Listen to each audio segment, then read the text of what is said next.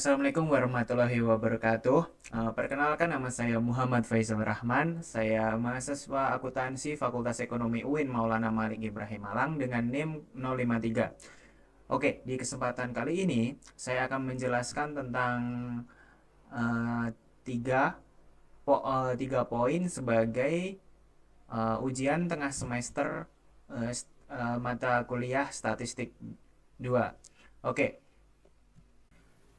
baik, di sini saya akan menjelaskan tentang tiga poin, eh, yaitu yang pertama ada uji validitas dan reliabilitas, yang kedua ada uji asumsi klasik, dan yang ketiga ada uji hipotesis. Nah, untuk melakukan tiga kegiatan tersebut, di sini saya akan menggunakan media berupa aplikasi IBM PSS Statistik. Oke, di sini saya menggunakan data skripsi milik salah satu kakak tingkat saya yang bernama Mas Gusti Fahmi Saputra yang berjudul Pengaruh Insentif Pajak, Sunset Policy, dan Kesadaran Wajib Pajak terhadap Kepatuhan Wajib Pajak. Oke, setelah itu langsung aja ya kita ke input datanya, data mentah tadi yang berupa Excel ke IBM SPSS Statistik untuk diuji. Oke, caranya tinggal kalian pencet file di sini, open, pilih yang data, lalu cari dah tuh yang file statistik yang kalian simpan tadi, file apa namanya, Excel yang udah kalian simpan tadi. Kalau saya nyimpannya di dokumen, jadi ini saya kasih nama input. Nah, ini langsung aja klik open. Nah, kalau muncul seperti ini, kalian klik OK aja. Dia bakal kebaca datanya. Sebentar. Nah, jadi oke, sebelum kalian mulai ujinya, kalian harus jumlahin datanya dulu. Tapi sebelum itu kita harus ubah measure ini dulu ke scale ya semuanya ya. Nah, ini scale. Setelah kita ubah semuanya, pastiin ini semua desimalnya ini 0 ya. Nah, setelah itu gimana sih cara jumlahinnya? Oke, jadi di sini kalau mau jumlahin itu kita klik di sini yang ini transform, lalu compute variable. Nah, setelah itu kita bakal jumlahin. Misalnya, yang pertama kita X1 ya. Nah, ketik di sini target variabel X1. Jadi numeric expression ini kalian cari kalau di Excel itu biasanya namanya kan kalau penjumlahan antar sel atau kolom itu kan namanya sum ya.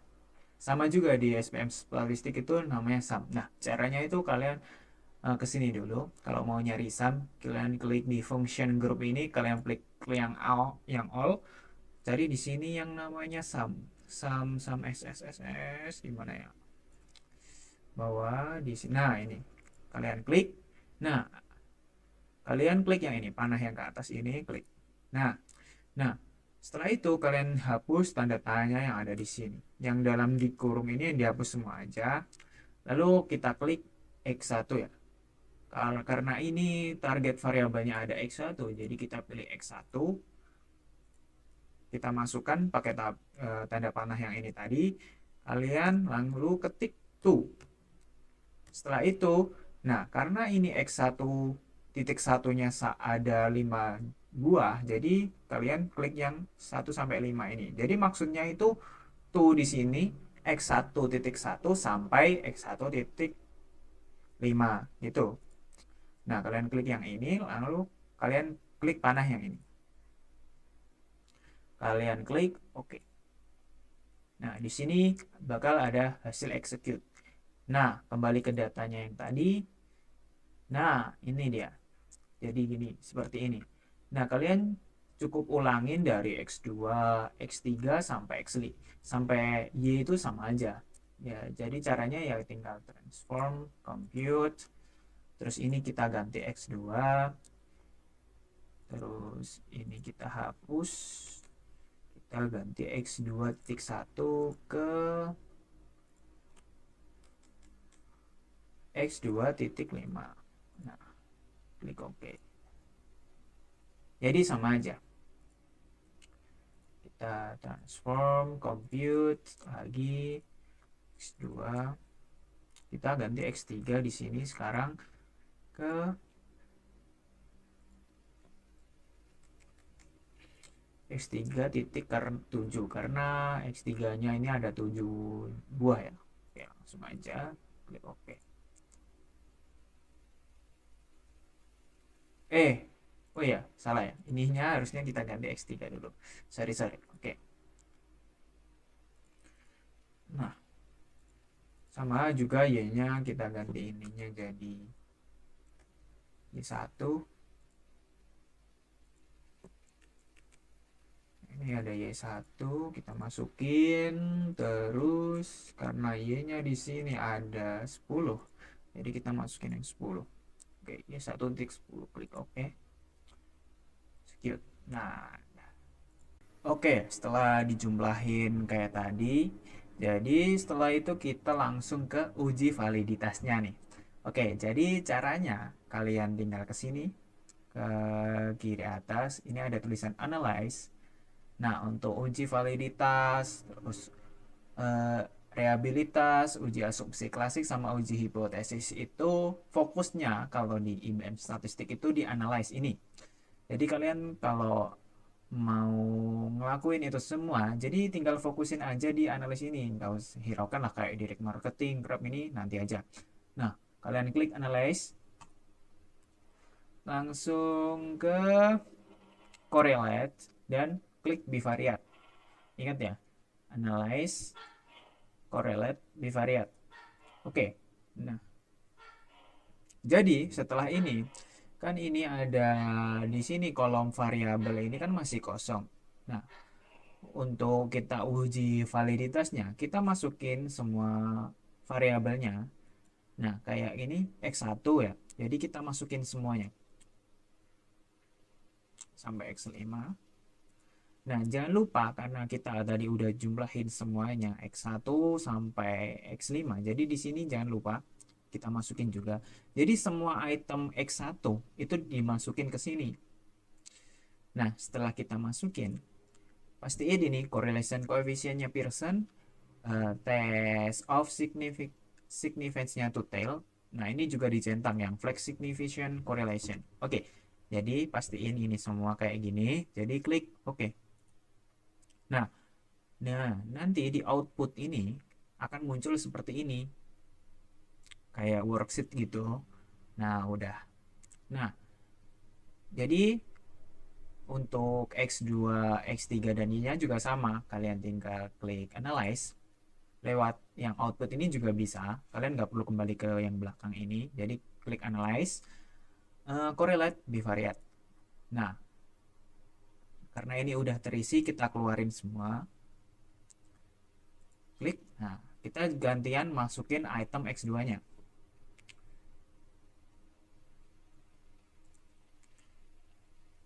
Jangan lupa yang ini juga ya. Nah, karena X2-nya di sini ada 5 buah dan plus sama penjumlahan yang udah kita lakukan tadi. Nah, sama aja langsung klik OK. Oke, klik. Begitu juga dengan X3-nya, correlate bivariate. Kita keluarin semua item X2-nya, kita ganti yang ke X3.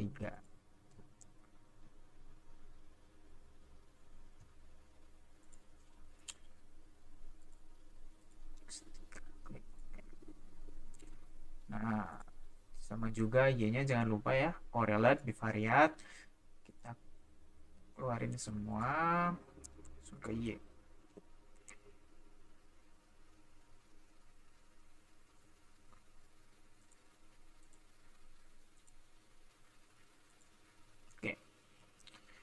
Oke, setelah dilakukan langkah-langkah uji validitas tadi dan di outputnya di aplikasi SPSS statistik, dihasilkan seperti tabel correlation seperti ini. Nah, setelah itu kita cek nih, apakah setiap item pertanyaan dari kuesioner tadi yang merupakan X1, X2, X1, X2 dan X3. Nah, setiap itemnya ini itu tuh apakah setiap item pertanyaan itu apakah valid untuk menguji variabel X1. Nah, variabel X1 tadi adalah insentif pajak. Jadi, cara ngeceknya gimana sih? Ya udah, kita lihat ke tabel signifikansinya. Lihat 0,00. Jadi, di sini tidak ada yang lebih dari 0,05. Karena signifikansi di sini tidak ada yang lebih dari 0,05. Jadi, semua item pertanyaan yang telah disajikan di data skripsi tadi itu valid buat menguji variabel X1 atau insentif pajak. Nah, kemudian kita cek yang X2. Nah, di sini ternyata X2 juga tidak ada yang lebih dari 0,05. Jadi, setiap item pertanyaan yang telah disajikan di data skripsi tadi itu valid untuk menguji variabel X2 atau sunset policy. Nah, kemudian kita beralih yang ke X3. Nah, di X3 pun juga sama. Tidak ada yang lebih dari 0,05. Artinya, setiap item pertanyaan yang telah disajikan itu valid atau andal untuk menguji tentang variabel X3 atau tentang kesadaran wajib pajak. Nah, kemudian yang terakhir nih ada yang Y. Nah, kita cek di sini yang Y. Yang Y sepertinya juga nggak ada yang lebih dari 0,05 untuk tabel signifikansinya, hasil dari tabel signifikansinya di sini. Jadi kesimpulannya untuk variabel Y, setiap item pertanyaan yang telah disajikan itu juga valid dan andal untuk menghitung untuk menghitung variabel Y. Oke. Kemudian selain dari nilai signifikansinya, jadi uji validitas itu juga bisa dilihat dari angka percent correlation-nya. Jadi dalam percent correlation itu ada beberapa ketentuan. Yang pertama itu ada korelasi yang sangat rendah. Jadi korelasi yang sangat rendah ini nilai percent correlation-nya itu berada di angka 0,000 sampai 0,199. Lalu yang kedua ada korelasi rendah. Jadi korelasi rendah ini angka dari percent correlation-nya itu dari 0,200 sampai 0,399. Nah, selanjutnya ada korelasi sedang. Nah, korelasi sedang ini angka percent correlation itu ada di angka 0,400 sampai 0,599. Nah, kemudian ada korelasi kuat. Nah, di korelasi kuat ini angka percent correlation-nya yaitu antara 0,600 hingga 0,799. Dan yang terakhir itu ada korelasi yang sangat kuat. Nah, korelasi yang sangat kuat ini berarti nilai dari percent correlation-nya di antara 0,800 hingga 1. Nah, implementasinya kita lihat misalnya kita lihat di sini di korelasi yang X1 ya. Nah, kita lihat nih di sini. Nah, ini ada percent correlation. Nah, kita lihat di X1.1. Nah, di sini angka percent correlation-nya ada di 0,681. Artinya X1.1 ini berkorelasi kuat untuk menguji variabel X atau insentif pajak. Jadi, selain dilihat dari signifikan ini, kita juga bisa melihat dari percent correlation ini. Kita bisa menentukan apakah setiap item itu valid atau handal untuk menentukan atau menghitung dari variabel X1 tadi atau insentif pajak tadi. Nah, setelah kita ngelakuin uji validitas, next step kita bakal ngelakuin tentang uji reliabilitas. Jadi uji reliabilitas itu caranya gini. Jadi kalian sama ke tabel analyze yang udah seperti yang aku bilang tadi, fokusnya cuma di sini. Nah, klik table analyze ini, lalu klik ke ini scale. Nah, habis itu klik reliability analysis. Oke. Nah, di sini itemnya ini masih kosong ya. Nah, kalian cukup masukin semua item yang berkaitan dengan X1. Jadi kalau tanpa hasil penjumlahannya. Jadi cuman masukin item X1-nya ini aja. Kan tadi hasil penjumlahannya berupa ini, yang X1, X2, X3, dan Y. Nah, kalian cukup masukin yang X1 ini aja.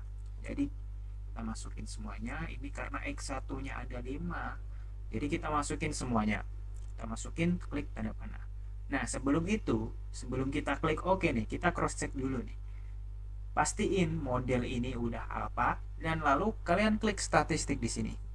Nah, ini descriptive for ini kalian centang semua, item, scale, dan scale if item delete. Nah, enter item, kalian klik yang correlation. Klik continue. Nah, pastiin ini sumber time nggak ada, unavailable tetap aja. Nah, kalian hanya perlu pastiin dua ini, descriptive for sama enter item. Jadi descriptive for-nya ini kalian centang semua ketiganya, lalu yang enter item cukup yang correlation-nya saja. Jadi kita klik continue habis itu. Nah, kalau udah di cross check seperti tadi, kalian cukup klik OK. Nah, muncul nih di outputnya ini reliability, muncul seperti ini.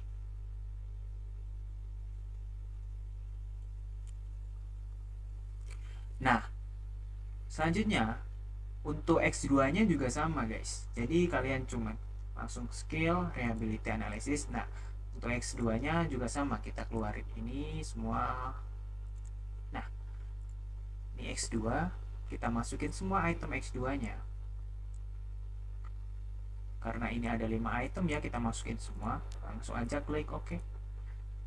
Nah, X2 nya udah keluar, lalu X3 nya juga sama, kita keluarin semua item X2 nya, kita gantian yang X3, masukin X3 nya, ada 7 item, kita masukin semua. Oke,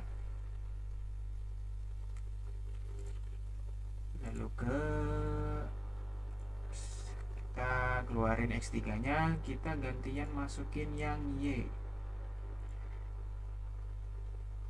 karena Y nya ada 10 item, kita masukin 10 item juga, masukin semua. Nah, udah, kita klik OK.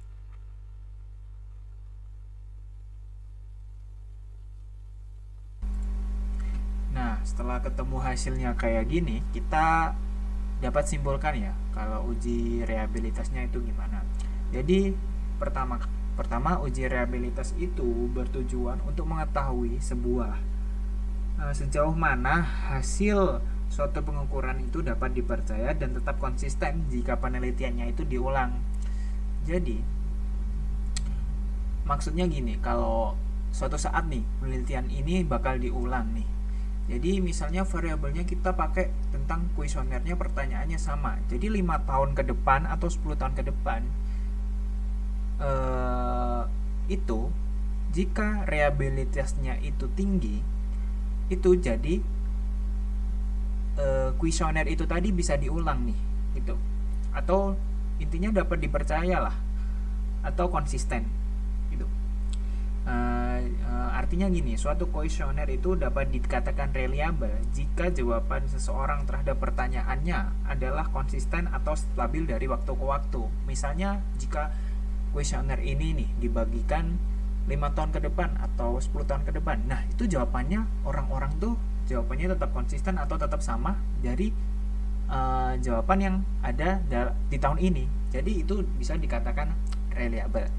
Nah, untuk mengujinya, ini menurut dari Ghazali ya, kuesioner ini dikatakan reliable jika nilai Cronbach alpha-nya itu lebih dari 0,60. Nah, yuk kita cek aja langsung tanpa basa-basi ya. Nah, di sini untuk yang variabel X1 nih. Nah, kita lihat nih di sini. Nah, ini Cronbach alpha. Di sini Cronbach alpha-nya nilainya 0,794. Nah, artinya X1 ini itu reliable. Jadi item-item pertanyaan yang ada yang diujikan, yang untuk diuji di X1 ini reliable. Jadi pertanyaan yang diujikan atau kuesioner yang diujikan untuk 5 tahun ke depan ini masih tetap reliable karena nilai Cronbach alpha-nya ini lebih dari 0,60. Nah, kemudian di X2 kita lihat ya. Wah, ternyata sama. Di X2 juga lebih dari 0,60. Jadi, item-item pertanyaan yang ada di X2 ini reliable atau tetap bisa dipercaya kalau suatu saat penelitian ini diulang. Nah, next kita ke X3. Nah, X3-nya ini juga nilai Cronbach alpha-nya lebih dari 0,60. Jadi artinya item-item yang untuk pengujian X3 ini juga terbilang reliable. Nah, yuk kita yang terakhir nih. Apakah juga reliable? Nah, ternyata juga reliable ya. Jadi, semua nilai dari semua item dari variabel mulai dari X1, X2, X3 dan Y itu reliable guys untuk penelitian yang mungkin akan diulang. Jadi misalnya kalau pertanyaan-pertanyaan atau kuesioner ini disebar 10 tahun atau 5 tahun atau ke jangka waktu yang akan datang, jadi tetap reliable. Jadi terbukti gitu. Dan teori ini menurut Ghazali 2006. Baik, setelah kita tadi udah melakukan uji validitas dan reliabilitas, next kita bakal ngelakuin uji asumsi klasik ya. Jadi di sini saya melakukan uji asumsi klasik itu melalui uji asumsi regresi linear berganda. Jadi saya akan memfokuskan pakai 3 pengujian. Nah, yang pertama ini ada uji linearitas. Jadi uji linearitas itu bertujuan mengetahui apakah antar variabel independen dan dependen itu mempunyai hubungan yang linear secara signifikan atau tidak. Jadi, apakah ada hubungannya antara variabel X dan variabel Y yang telah diujikan tadi itu memiliki hubungan yang linear atau tidak itu. Jadi linearitas itu bisa menggunakan 2 cara. Yang pertama ada scatter plot graph sama compare means. Jadi saya di sini bakal nyontohin cara yang pakai scatter plot graph dulu. Oke, jadi kita kembali ke SPSS-nya langsung lagi. Jadi caranya itu gini. Kalian fokus sama seperti sebelumnya, klik analyze, lalu regression di sini, lalu klik yang linear. Nah, habis itu kita masukin variabel dependent sama independennya. Di sini yang dimasukin bukan itemnya yang ini, tapi hasil penjumlahan yang tadi ya. Jadi kita masukin variabel dependent. Variabel dependent itu kan Y, kita masukin Y-nya ke sini. Udah kan? Nah, terus kita masukin variabel independennya. Variabel independen kan X, jadi kita masukin semua X-nya di sini. Kita masukin, karena X-nya ada 3, jadi kita masukin semuanya. Nah, sebelum kalian klik OK, kalian harus make sure ini dulu guys. Jadi kalian klik save dulu. Nah, predicted value sama residual, kalian fokus di 2 kolom ini. Kalian harus centang yang unstandardized ini dan juga unstandardized yang satunya lagi. Klik centang. Habis itu klik continue. Nah, setelah itu kita klik OK. Nah, bakal muncul kayak gini, tabel kayak gini. Tapi yang kita fokuskan itu bukan di sini, tapi kalian harus lakuin ini. Kalian kembali ke SPSS, klik grab, lalu legacy dialog. Habis itu klik yang scatter slash plot atau scatter ini, slash dot ini ya. Setelah itu kalian klik simple scatter yang ini, lalu klik define. Nah, kita masukin y axis dan x axisnya. Nah, di sini kan ada muncul 2 ini tadi, res1 sama res1. Nah, kalian harus masukin y axis itu, masukin variabel unstandardized residual. Unstandardized residual itu yang bawah ini, yang ini kalian masukin ke y axis. Nah, benar kan? Unstandardized residual. Next, kita masukin yang x-axisnya itu unstandardized predicted atau yang ini. Kita masukin. Nah, setelah udah gini, kalian klik OK. Sebentar processing. Nah, ini muncul seperti ini.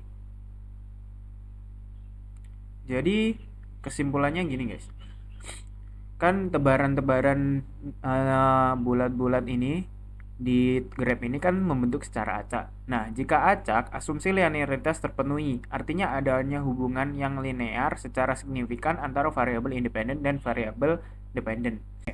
Berikutnya kita bakal uji linearitas menggunakan metode yang kedua, yaitu dengan compare means. Caranya sama, yaitu analyze, klik analyze, lalu ke compare means dan klik means di sini.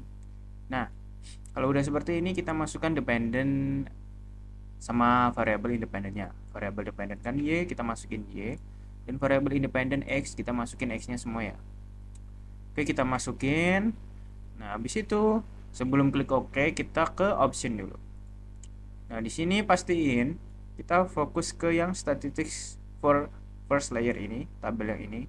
Kita checklist yang test for linearity. Nah, setelah udah kita klik continue, lalu klik OK.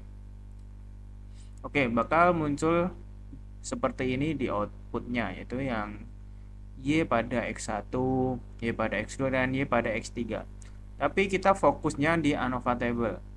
Kita lihat ini, nilai signifikasinya. Di sini dia menunjukkan angka 0,932.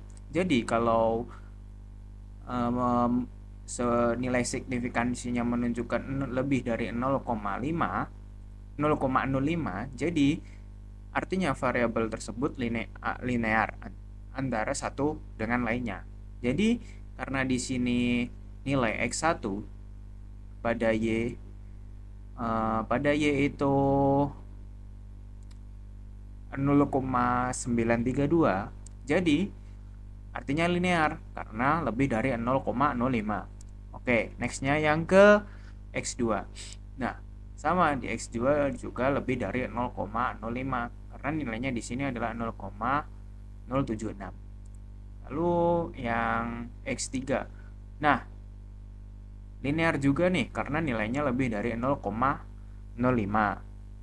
Meskipun hasilnya sangat tipis ya, 0,059. Jadi tetap aja linear karena lebih dari 0,05. Next kita bakal uji asumsi klasik dengan heteroskedastisitas dan uji normalitas. Jadi caranya seperti ini. Analyze. Kita pilih regression linear. Nah, di sini kita klik plot langsung aja. Kita masukin z-resid-nya ke sumbu y, z-resid di sini ke sumbu y, dan z-pred-nya ke sumbu x. Jadi z-resid ke sumbu y dan z-pred-nya ini ke sumbu x. Nah, untuk memunculkan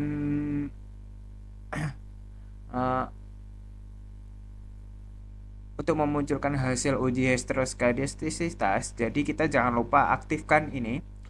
Kita fokus di sini standardized residual plot, kita centang yang histogram dan normal probability plot. Kita ini centang dua-duanya. Nah, kalau udah klik continue. Lalu klik OK. Hasil outputnya di sini terlihat di tabel yang scatter plot itu tidak membentuk pola.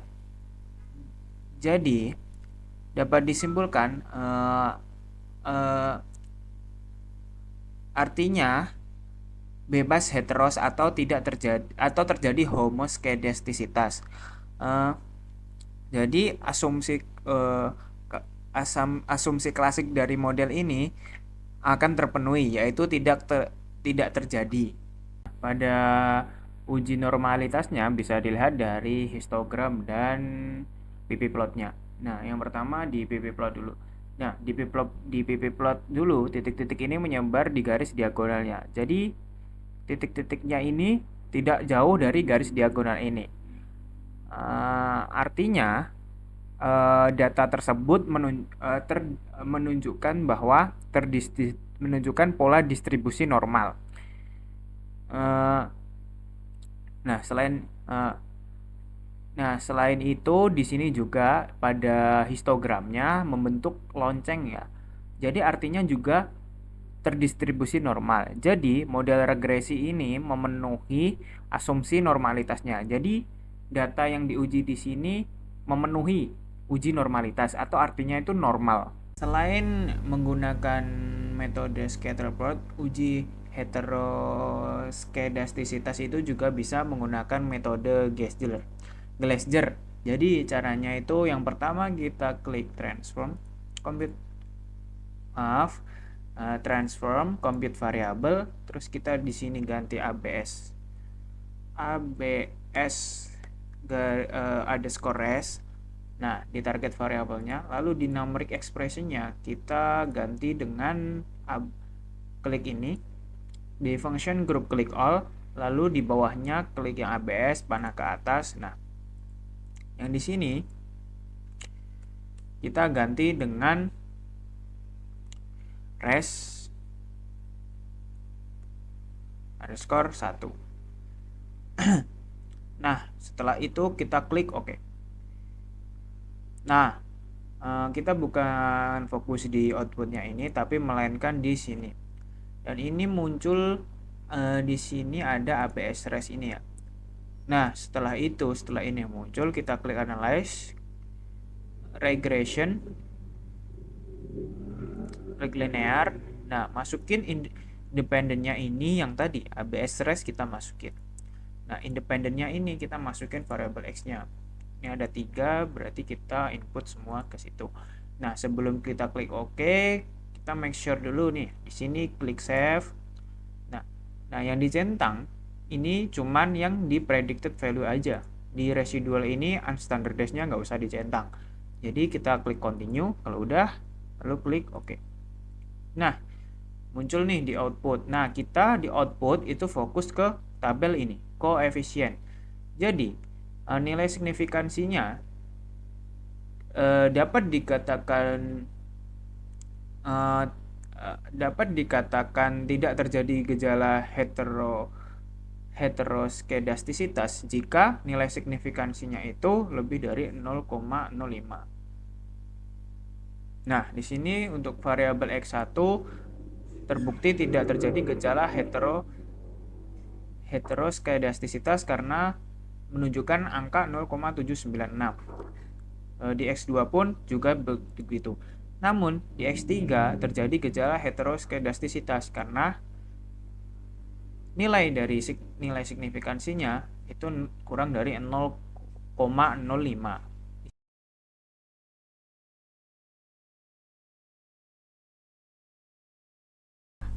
Next, jadi selain menggunakan analisis norma ppplot tadi, uji normalitas itu juga bisa menggunakan metode Kolmogorov-Smirnov test.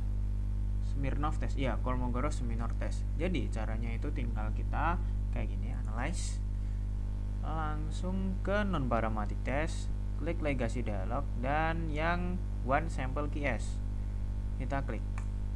Nah, di sini kita masukin tes variabilis ini, kita masukin variabel yang unstandardized residual 1. Kita klik panah. Nah, setelah itu, di test distributionnya ini pastiin yang normal ini udah kecentang. Lalu klik OK.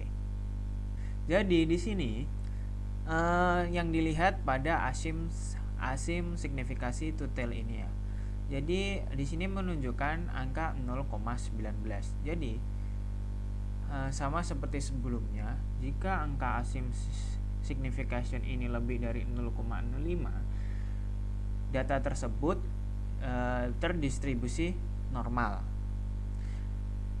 Jadi dapat disimpulkan karena ini nilainya lebih dari 0,05, nilai asim signification to tail-nya ini, jadi data ini dapat disimpulkan terdistribusi normal. Baik, yang terakhir merupakan uji hipotesis melalui aplikasi SPSS dengan uji linear berganda ya.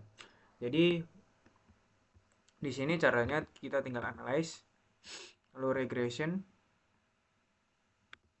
linear, dan kita masukin variable dependentnya. Kita masukin variable dependent itu y, kita masukin. Lalu variable independennya x, kita masukin satu-satu. Nah, di sini di bagian statistik pastiin untuk mencentang yang bagian estimate dan model fit ini. Lalu klik continue, kita klik OK. Setelah itu kita lakukan hal yang sama kepada variabel-variabel x lainnya.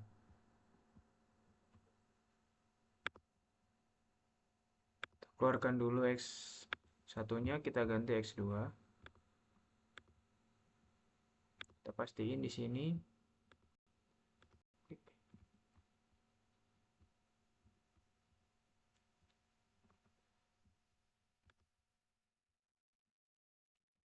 Ini kita keluarkan x2-nya, lalu kita masukkan x3-nya sekarang. Kita oke. Nah, setelah itu kita masuk ke sini lagi. Nah, kita masukin semua variabel independennya. Jadi x1, x2,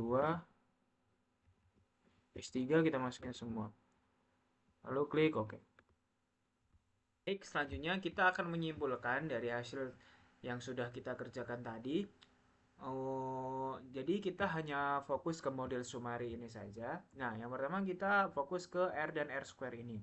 Nah, di sini untuk variabel x1 R itu yang artinya nilai koefisien korelasinya itu bernilai 0,444. Jadi artinya di sini variabel x1 atau insentif pajak memiliki korelasi yang sedang dengan variabel y atau kepatuhan wajib pajak. Jadi angka 0,44 ini tuh berada di range dengan korelasi sedang sesuai dengan ketentuan. Oke, yang kemudian kita fokus ke R square. Di sini R square yang artinya nilai koefisien determinasi. Nah, di sini bernilai 0,197, yang artinya variabel X1 atau insentif pajak ini memiliki pengaruh terhadap kepatuhan wajib pajak itu sebesar 19,7% dan sisanya 80,3% itu dipengaruhi oleh variabel lainnya. Nah, kemudian kita ke X2. Nah, untuk X2 nilai R-nya adalah 0,346, yang artinya nilai koefisien korelasinya senilai dengan 0,346, yang artinya memiliki korelasi yang rendah dengan variabel Y. Atau dengan kata lain, variabel X2 atau sunset policy itu memiliki korelasi yang rendah dengan kepatuhan pajak. Nah, untuk R square atau nilai koefisien determinasinya itu 0,120, yang artinya variabel X2 atau sunset policy ini memiliki pengaruh terhadap kepatuhan wajib pajak sebesar 12% dan sisanya 88% itu dipengaruhi oleh variabel lainnya. Nah, next kita ke yang X3. Jadi X3 ini nilai R-nya atau koefisien korelasinya itu sebesar 0,431, yang artinya variabel X3 atau bayaran wajib pajak itu memiliki korelasi yang sedang dengan variabel Y atau kepatuhan pajak. Karena 0,431 itu di range dengan ketentuan korelasi yang sedang. Nah, next kita ke R square-nya. R square atau nilai koefisien determinasinya. Di sini adalah 0,186, yang artinya kesadaran wajib pajak itu memiliki pengaruh terhadap kepatuhan wajib pajak sebesar 18,6% dan sisanya 81,4% itu dipengaruhi oleh variabel lainnya. Nah, next kita ke yang terakhir. Jadi ini merupakan gabungan antara variabel X1, X2, dan X3. Nah, kita juga sama fokusnya itu ke model summary-nya. Jadi di sini R-nya atau koefisien korelasinya itu nilainya 0,505, yang artinya ketiga variabel tersebut itu berkorelasi sedang dengan variabel Y atau dengan kepatuhan pajak. Nah, next kita ke R square. Di sini nilai R square-nya atau nilai koefisien determinasinya adalah 0,255. Ya artinya ketiga variabel tadi ada insentif pajak, sunset policy dan kesadaran wajib pajak itu memiliki pengaruh sebesar 25,5% terhadap variabel Y atau kesadaran atau kepatuhan wajib pajak. Nah, dan yang sisanya sebesar 74,5% ini itu dipengaruhi oleh variabel lain atau variabel yang di luar penelitian ini. Yang selanjutnya adalah uji kelayakan model atau uji F. Jadi uji F ini bertujuan untuk melihat variabel-variabel bebas itu apakah berpengaruh secara simultan atau bersama-sama terhadap variabel terikatnya. Jadi uji hipotesis dengan uji F ini dapat dilakukan dengan dua cara, yaitu antara melihat perbandingan nilai F hitung dengan F tabel dan melihat perbandingan antara nilai signifikansinya dengan alfanya. Jadi alfa itu 0,05. Jadi langsung aja kita cek di sini. Untuk yang pertama kita melihat dari nilai F hitung dan F tabelnya dulu. Di sini cara untuk melihat F tabel, saya udah persiapkan F tabel di sini. Jadi caranya adalah kita tentukan DFN1-nya itu untuk pembilang. Jadi caranya jumlah variabel dikurangi 1. Nah, karena penelitian tersebut menggunakan 4 variabel, uh, jadi kita 4 kurangi 1, jadi kita fokus ke tabel yang nomor 3 ini. Nah, untuk DF untuk penyebut atau N2-nya kita jumlah sampel dikurangi dengan jumlah variabelnya. Karena jumlah sampelnya 50 dan jumlah variabelnya ada 4, jadi kita 50 dikurangi 4 yaitu 46. Jadi kita lihat di ini. Jadi nilai F tabelnya adalah 2,81. Nah, setelah kita udah menemukan nilai F hitungnya yaitu sebesar 2,82, nah kita nih bisa menyimpulkan nih setelah ini. Jadi kita lihat nilai F di sini 5,262 dan nilai signifikansinya 0,003. Jadi dapat disimpulkan karena nilai F hitung lebih dari F tabel yaitu 5,262 kan lebih dari 2,82 dan nilai signifikansinya sendiri kurang dari 0,05 dengan angka 0,003. Nah, maka H0 ditolak. Artinya terdapat pengaruh yang signifikan dari tingkat insentif pajak, sunset policy, dan kesadaran wajib pajak terhadap variabel kepatuhan pajak. Sehingga model regresi ini layak digunakan untuk memprediksi variabel kepatuhan pajak. Step selanjutnya adalah uji hipotesis menggunakan uji T atau uji parsial. Nah, uji parsial ini itu bertujuan untuk melihat pengaruh yang diberikan variabel-variabel bebas secara parsial terhadap variabel terikat. Uji T ini juga bisa dilakukan dengan dua cara, yaitu dengan membandingkan nilai T hitung dengan T tabel serta membandingkan nilai signifikansi atau SIG dengan alfanya. Jadi langsung aja, tapi sebelum itu kita cari nilai T tabelnya dulu. Saya sudah siapkan di sini ada tabelnya.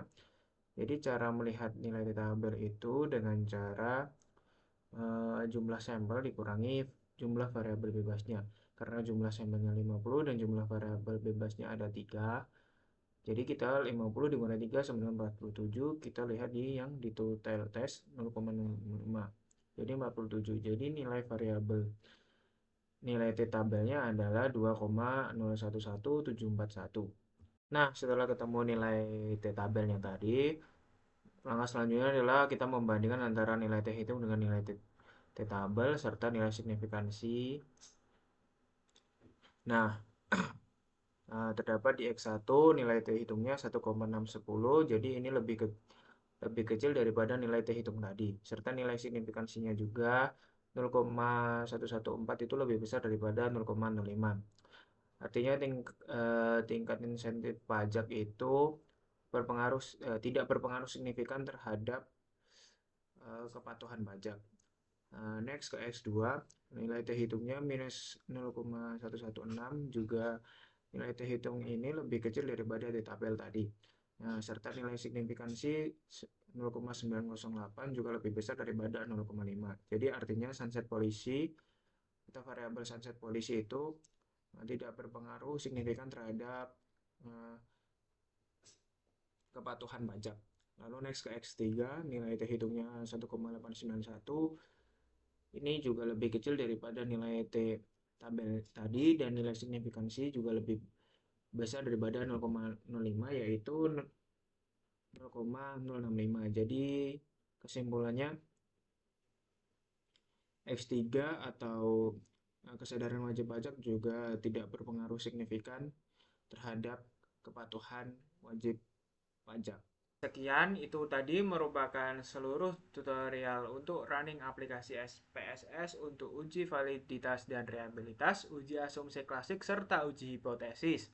Nah, jika ada kesalahan kata dan kesalahan dalam pengerjaan, mohon dimaafkan. Wassalamualaikum warahmatullahi wabarakatuh.